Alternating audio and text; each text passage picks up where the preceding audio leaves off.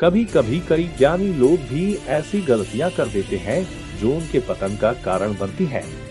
ऐसा ही कुछ रावण के साथ भी हुआ था। उसे अपनी शक्ति और ज्ञान पर घमंड हो गया था और वो इसका दुरुपयोग करने लगा। इसके कारण उसने कई लोगों का दिल दुखाया और लोगों ने ही इसे श्राप देकर काल के मुंह तक पहुंचाया। आइए जानते हैं ऐसे ही श्रापों के बारे में जो रावण की मौत का कारण बने।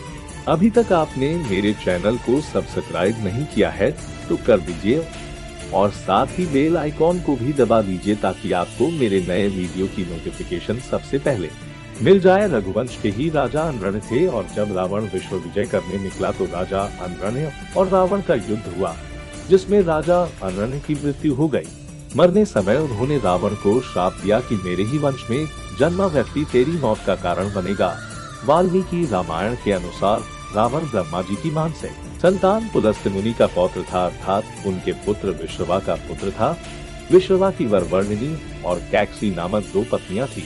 वरवर्णिनी ने कुबेर को और कैकसी ने रावण को जन्म दिया था।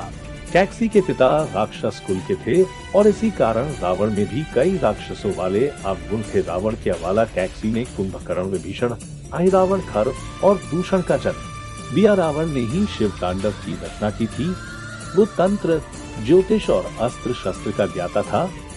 इस कारण देवता भी उससे डरते थे। एक बार रावण शंकर जी से मिलने कैलाश पर्वत गया। वहाँ उसने नंदी जी को देखकर उनके स्वरूप की हंसी उड़ाई और उन्हें बंदर के समान मुख वाला कहा।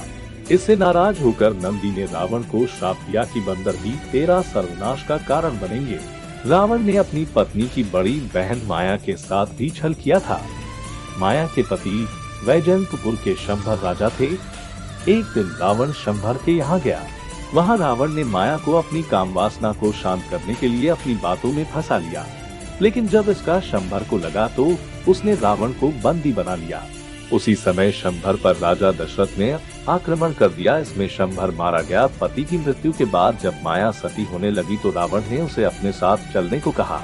तब माया ने उसे श्राप देते हुए कहा कि तुमने अपनी काम वासना के लिए मेरा सतीत्व भंग करने का प्रयास किया, इसलिए मेरे पति की मृत्यु हो गई। अब स्त्री की वासना ही तुम्हारी मौत का कारण बनेगा। एक बार रावण अपने पुष्पक विमान से कहीं जा रहा था, तभी उसे जंगल में एक सुंदर स्त्री दिखाई दी जो भगवान विष्णु को पति रूप में पाने के लिए तपस्या कर रही थी।